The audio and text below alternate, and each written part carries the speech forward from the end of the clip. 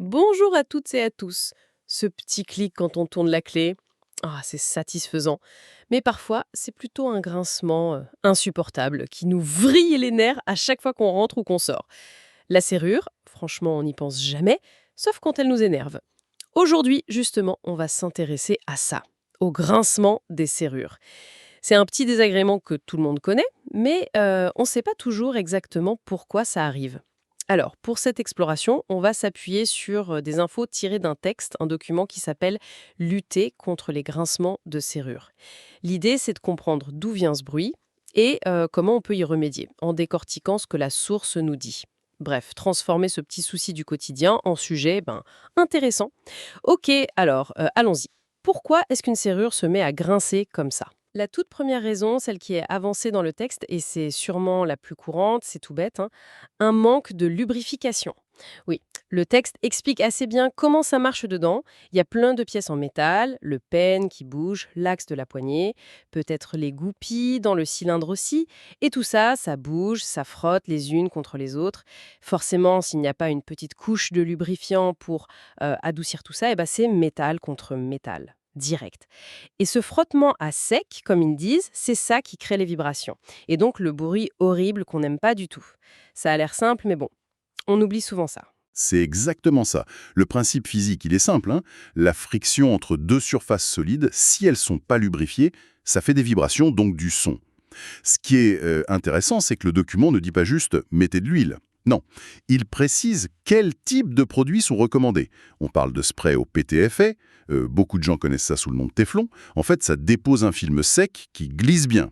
Il y a aussi le graphite en poudre. Ça, c'est un grand classique pour les cylindres, parce que ça colle pas. Et puis, les lubrifiants au silicone sec. Eux, ils ont l'avantage de ne pas être gras, donc ils attirent moins la poussière. Et ça, c'est pas bête du tout. Ah oui, moins attirer la poussière. C'est malin. Parce que si on met un truc trop gras, on risque peut-être d'aggraver un autre problème. Je pense à l'accumulation de saleté, justement. Ça peut devenir un vrai piège à poussière, à débris. C'est complètement contre-productif en fait.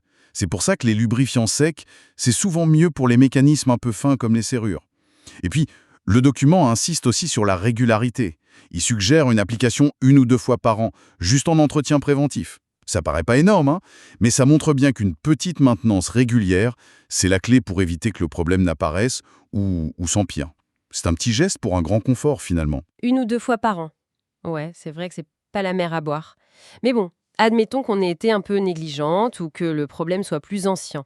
Le manque de lubrifiant, c'est pas la seule raison possible. Le document parle aussi de l'accumulation de résidus. Là, on passe à autre chose, non? Absolument. L'analogie qu'ils utilisent est celle du sable dans l'engrenage. Elle est très parlante, je trouve. Faut imaginer toutes les petites particules qui peuvent s'infiltrer là-dedans. La poussière de l'air, des fibres de tissu qui viennent de nos poches avec la clé, des micro-débris de métal dus à l'usure même de la clé ou de la serrure, et bien sûr la rouille, si la serrure prend l'humidité. Tout ça, ça s'accumule petit à petit dans les petits espaces, surtout dans le cylindre où on met la clé, mais aussi dans les articulations de la poignée ou même sur le pêne. Et j'imagine que ces résidus, ils font pas que salir. Ils doivent gêner le mouvement, physiquement. Un peu comme un cailleux dans la chaussure, quoi. Ça finit par faire mal. Ou ici, par faire du bruit. C'est une bonne image, oui. Ces particules, elles agissent comme des petits abrasifs ou comme des obstacles en fait. Elles augmentent la friction là où on voudrait justement qu'il y en ait le moins possible. Du coup, le mouvement des goupilles dans le cylindre, il est moins fluide. La clé peut avoir du mal à rentrer ou à tourner. La poignée aussi peut forcer un peu plus, et ce forçage, même si on s'en rend pas compte, ça crée des points de friction anormaux, plus intenses, et paf, ça grince. Le mécanisme, il lutte contre ces obstacles, quoi. D'accord. Donc, avant de sortir le spray lubrifiant, il faudrait peut-être d'abord penser à faire un brin de ménage là-dedans. C'est la séquence logique, oui, que recommande la source. D'abord nettoyer, pour virer tous ces intrus. Le document détaille pas forcément toutes les méthodes, mais on peut imaginer utiliser une bombe d'air comprimée, comme pour les claviers d'ordi, pour souffler la poussière hors du cylindre. Un petit nettoyage doux avec un produit pas trop agressif, ça peut aussi être utile pour certaines parties. Et c'est seulement après ça, après avoir nettoyé, qu'on applique le bon lubrifiant. C'est cette combinaison nettoyer puis protéger qui permet de retrouver un fonctionnement normal et silencieux. Lubrifier sur de la saleté, franchement, c'est souvent pas très efficace, voire pire. Logique, en effet. On met pas de pansement sur une plaie sale. Bon, mais imaginons le pire scénario. On a nettoyé, on a mis le bon produit, et pourtant, ça grince encore. Qu'est-ce qui peut clocher d'autre? Le document parle ensuite de l'usure et des problèmes d'alignement. Là, on passe au niveau supérieur du diagnostic, on dirait. Oui. Là, on sort un peu de l'entretien de base pour entrer dans des problèmes plus structurels, disons. L'usure, bon, c'est inévitable avec le temps, avec les utilisations répétées.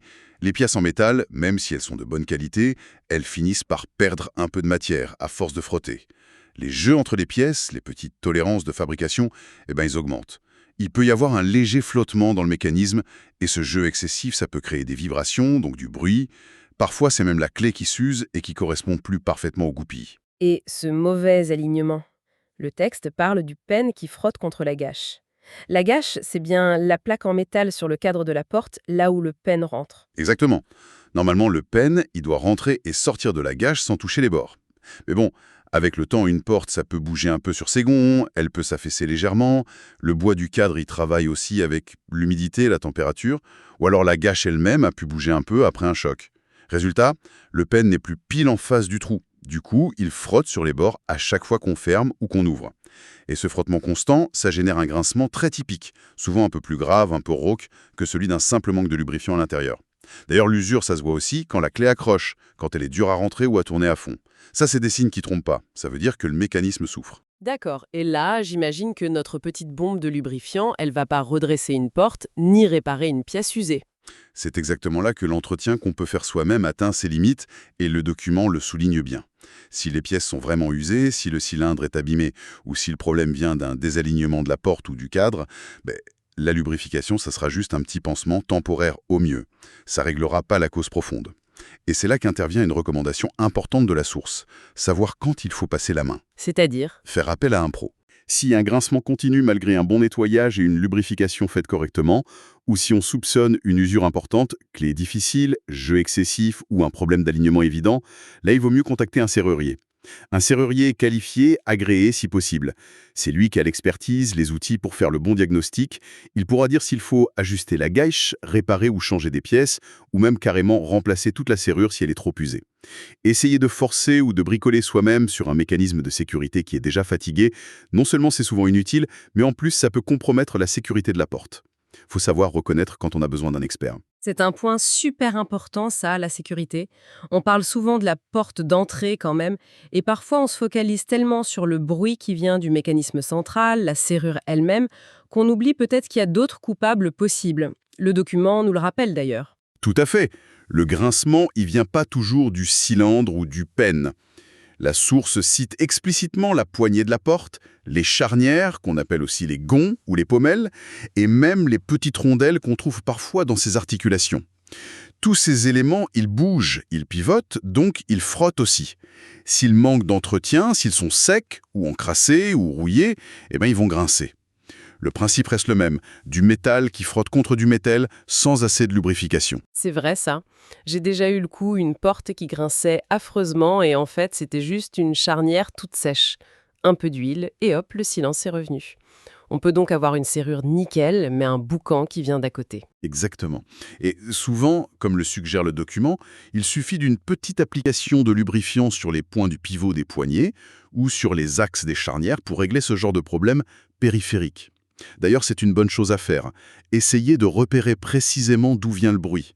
Est-ce que c'est quand on tourne la clé, quand on baisse la poignée, ou c'est quand on bouge la porte elle-même?